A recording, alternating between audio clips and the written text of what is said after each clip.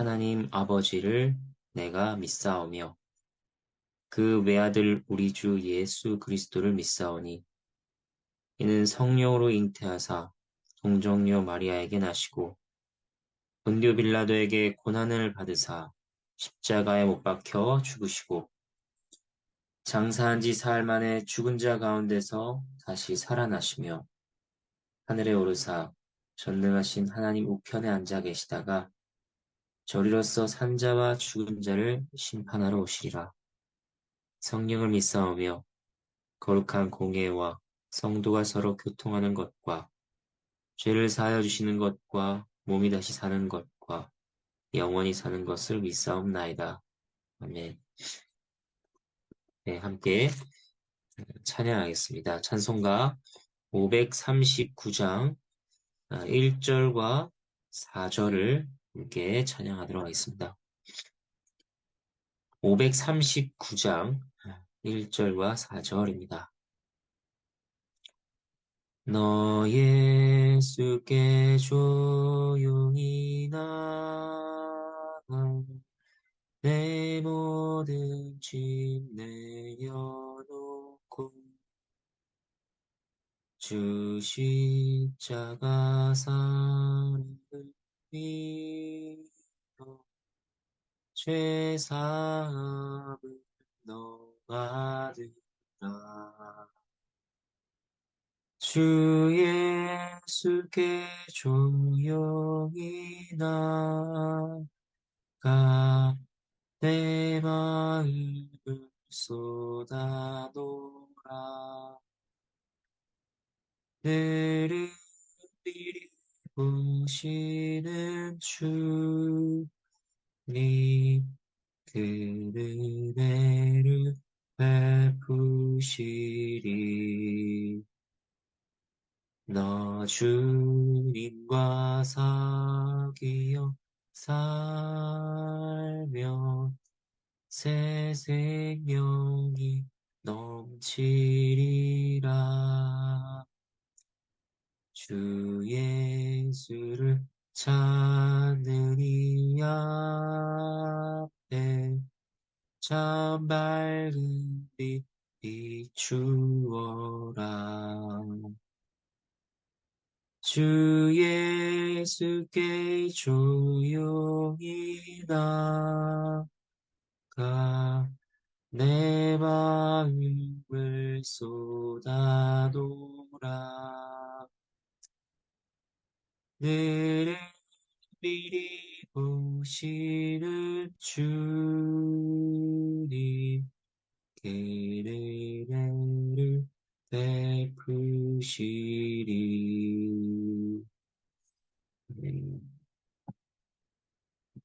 네, 함께 보실 하나님 말씀은 욥기 8장 1절에서 22절 말씀입니다. 욥기 8장 1절에서 22절 말씀. 제가 1절과 2절을 받들어 읽겠습니다.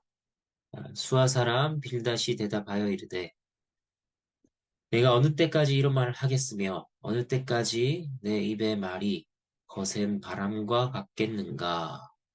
하나님의 말씀입니다. 하나님께 감사합니다. 이 고통을 주신 분이 하나님이신 것은 알겠는데 도대체 어찌하여 주시는지 모르겠다. 너희는 내게 잘못이 있어서 그렇다는데 아니다. 나는 아니다. 하나님 제가 범죄하였던들 주께 무슨 해가 됩니까? 이런 욥의 말들을 듣던 빌닷이 입을 엽니다. 내 입의 말이 거센 바람과 같다. 허리케인같이 아주 거칠고 파괴적인 말들을 늘어놓는구나. 빌닷이 이렇게 말합니다. 왜 그럴까요? 3절 말씀입니다. 하나님이 어찌 정의를 굳게 하시겠으며 전능하시니가 어찌 공의를 굳게 하시겠는가. 빌닷은 욥의 말들이 하나님의 정의와 공의의 성품을 공격하는 것들이라 여겼습니다. 네가 잘못했거나 하나님께서 잘못하셨거나 둘 중 하나인데 하나님께서 잘못하셨단 말이냐? 이러한 논리로 빌닷은 욥을 공격합니다. 그리고 차마 해서는 안 될 말을 했습니다. 4절 말씀입니다. 이 자녀들이 주께 죄를 지었으므로 주께서 그들을 그 죄에 버려두셨나니. 빌닷은 부모라면 억장이 무너질 말을 했습니다. 욥은 자녀를 잃었습니다. 하나도 아니고 모든 자녀를 하루아침에 잃었습니다. 그런 그에게 죄 문제로 그들이 죽은 것이라고 말하는 것입니다. 이것은 너무나도 가혹하고 잔인한 말이었습니다. 물론 만약 그것이 하나님께서 계시하셔서 전하는 말이라면 그것은 고려할 만합니다. 아니, 고려 정도가 아니라 아멘으로 받아야 합니다. 예를 들어 어린 사무엘이 엘리의 아들들에 대해 그렇게 전하지 않았습니까? 사무엘상 3장 3장 13절 말씀. 내가 그의 집을 영원토록 심판하겠다고 그에게 말한 것은 그가 아는 죄악 때문이니 이는 그가 자기의 아들들이 저주를 자청하되 금하지 아니하였음이니라. 어린 사무엘은 엘리에게 그의 자녀들이 죄로 말미암아 심판받을 것이라고 전했습니다. 그 아이들이 저주를 자청했다 하는 하나님 말씀을 전했습니다. 이것은 하나님께 주신 말씀을 받아 전한 것이었죠. 그런데 빌닷은 욥의 경우가 그러하다고 어, 받은 말씀이 있어서 전하는 것이 아니었습니다. 그저 자신의 제한적인 지혜와 논리를 가지고 욥의 마음을 찢었습니다. 그리고 의사가 진단을 하고 처방을 하듯 이제 빌닷은 이 문제에 대한 해결책을 욥에게 전합니다. 5절부터 7절 말씀입니다. 내가 만일 하나님을 찾으며 전능하신 이에게 간구하고 또 청결하고 정직하면 반드시 너를 돌보시고 내 의로운 처소를 평안하게 하실 것이라. 내 시작은 미약하였으나 내 나중은 심히 창대하리라. 내 시작은 미약하였으나 내 나중은 심히 창대하리라. 이 말씀은 수많은 분들이 자신의 사업장에 걸어놓는 말씀입니다. 대부분의 경우 하나님께서 주시는 복으로 하는 일들이 앞으로 번창하게 될 것을 기대하고 믿는 마음으로 걸어놓습니다. 그래서 지금 문맥 가운데서 이 말이 전해지고 있는 원래 의미는 무엇입니까? 회개를 통한 회복의 의미입니다. 하나님을 찾고 그에게 간구해라. 정직하게 행하면, 그러니까 너의 죄악을 돌이켜 회개하면 지금 내 형편이 이러할지라도 장차 회복하여 창대하게 될 것이라는 것입니다. 5절부터 7절까지의 말씀만 떼어놓고 보면 이러한 교훈은 합당합니다. 시편이나 잠언에도 비슷한 말씀들이 많습니다. 또 수많은 선지자들이 죄짓는 이스라엘을 향해서도 이와 같은 말씀을 전했습니다. 너희가 돌이켜라, 회개하라, 정직하게 행하라. 하나님께서 그러면 회복하실 것이라. 하지만 하늘로부터 시작된 욥기에서의 문맥에서는 어떻습니까? 욥의 고난은 그가 잘못했고 그를 회개로 이끌기 위해 주어진 것이 아니었습니다. 오히려 욥을 사랑하시고 하나님께서 욥을 자랑하시는 것으로부터 시작되었습니다. 그러니까 빌닷은 지금 욥에게 아주 엉뚱한 얘기를 하고 있는 것입니다. 맞는 말을 하고 있음에도 불구하고 빌닷은 오히려 악당 역할을 하고 있는 것입니다. 예수님께서 광야에서 시험 받으실 때 마귀도 이와 비슷했습니다. 마귀는 하나님 말씀을 계속 인용하며 어, 하지만 그것을 비틀어서 예수님을 시험했죠. 빌닷이 그와 같았습니다. 맞는 말인데 뒤틀렸고 잘못된 적용을 하고 있습니다. 여기서 우리가 받아야 할 교훈이 무엇일까요? 똑같은 말이라도 또 그것이 옳은 말이라 할지라도 맥락에 따라 그것이 참일 수도 있고 거짓일 수도 있다는 것입니다. 어, 우리는 하나님께 대한 열정으로 또 그분의 공의와 전능을 변호하려는 목적으로 말하지만 그것이 하나님 편에서 보시기에는 전혀 엉뚱하고 오히려 죄를 짓는 경우도 있다는 것입니다. 그런데도 그것을 깨닫지 못하고 지속적으로 죄를 쌓으니 그것은 얼마나 끔찍한 일인지 모릅니다. 스스로는 지혜로운 척하나 어리석은 것이요 의로운 척하나 불의한 것입니다. 이러한 경우들을 생각할 때 우리에게 요구되는 자세는 분명합니다. 겸손입니다. 나중에 욥기 마지막 부분을 가서 보겠지만 하나님께서는 계속 물으십니다. 네가 이 일을 아느냐? 저 일을 아느냐? 이것을 알고 저것을 아느냐? 이에 대한 사람의 어쩔 수 없는 답변은 모른다라는 것입니다. 사람은 모릅니다. 내가 아는 자가 아니라 모르는 자라는 것을 받아들이는 것이 욥기가 알려주는 지혜입니다. 우리는 단언하며 스스로 재판자가 되어 판단하고 하지 않도록 겸손해야 하며 조심해야 합니다. 근데 빌닷이 자신의 주장을 뒷받침하기 위한 아, 근거를 제시하는 것을 보겠습니다. 그것은 바로 전통입니다. 8절부터 10절 말씀입니다. 청하건대 너는 옛 시대 사람에게 물으며 조상들이 터득한 일을 배울지어다. 우리는 어제부터 있었을 뿐이라. 우리는 아는 것이 없으며 세상에 있는 날이 그림자와 같으니라. 그들이 내게 가르쳐 이르지 아니하겠느냐? 그 마음에서 나오는 말을 하지 아니하겠느냐?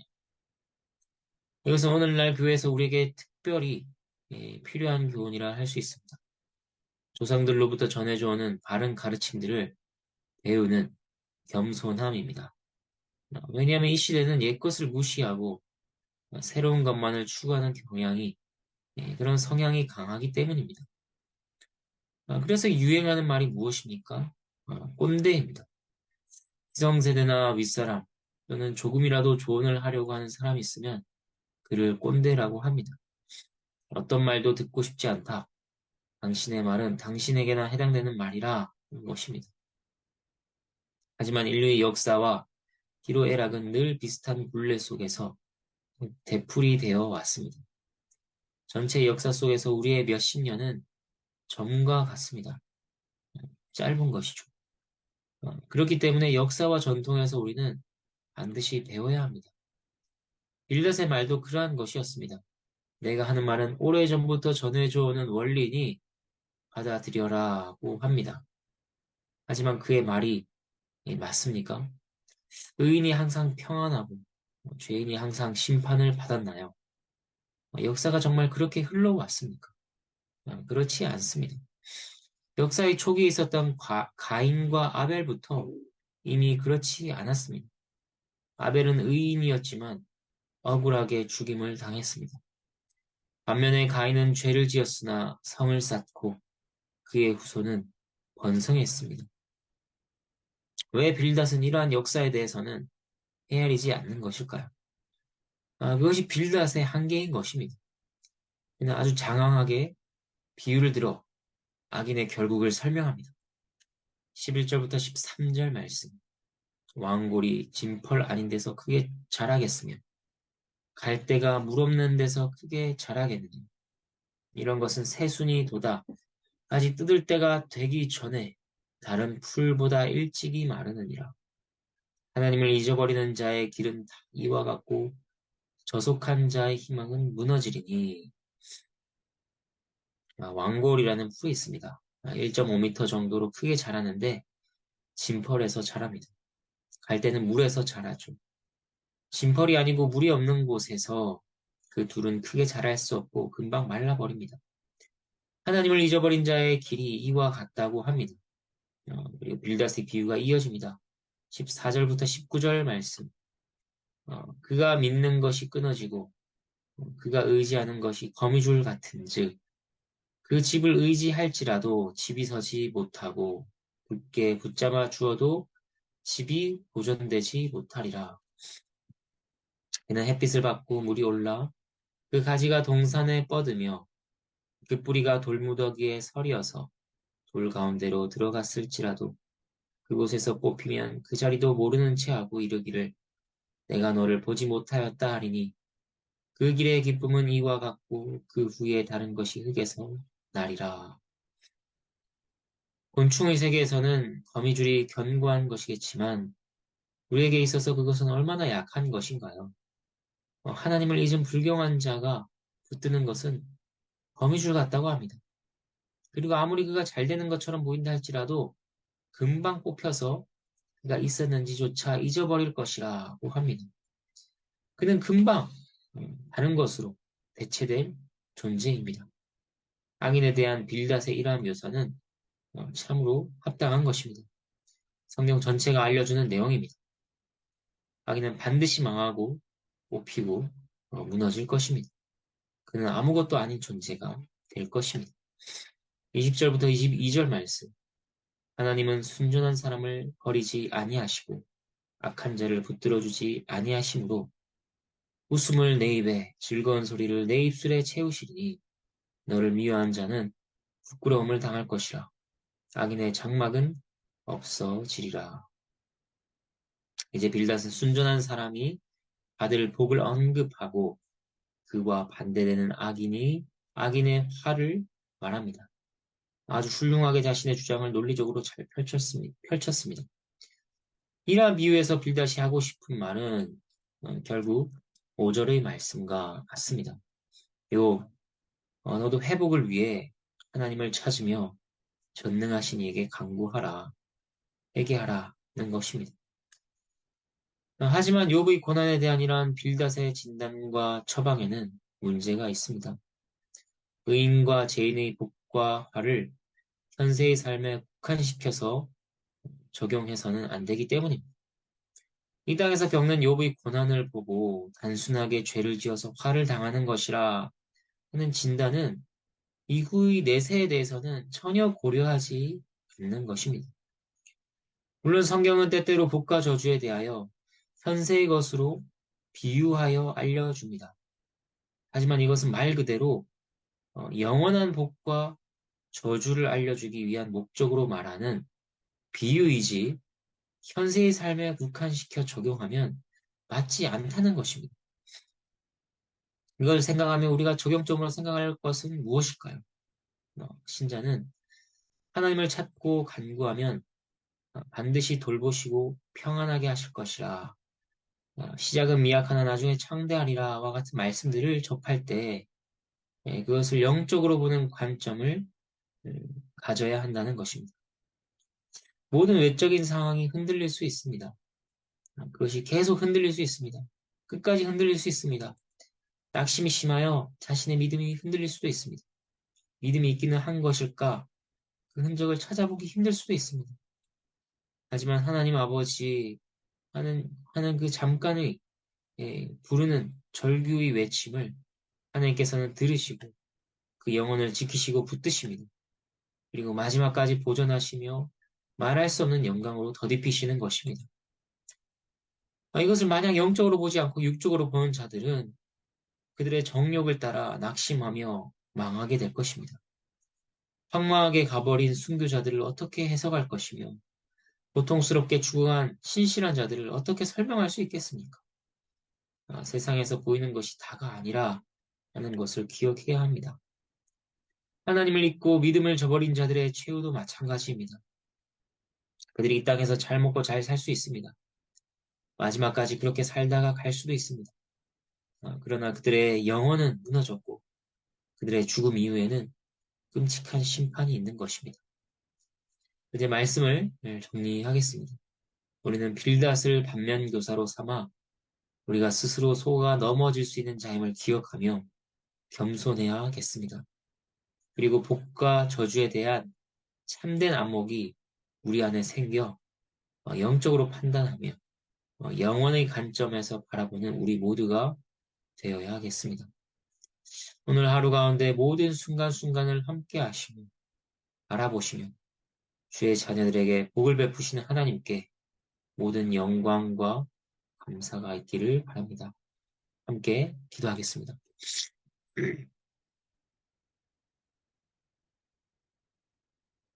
하나님 아버지 감사합니다. 아무리 옳은 말이라 할지라도 맞는 말이라 할지라도 그것이 상황에 따라 인생의 문맥에 따라 참된 것일 수도 있고 거짓된 것일 수도 있다 하는 것을 저희가 살펴보았습니다.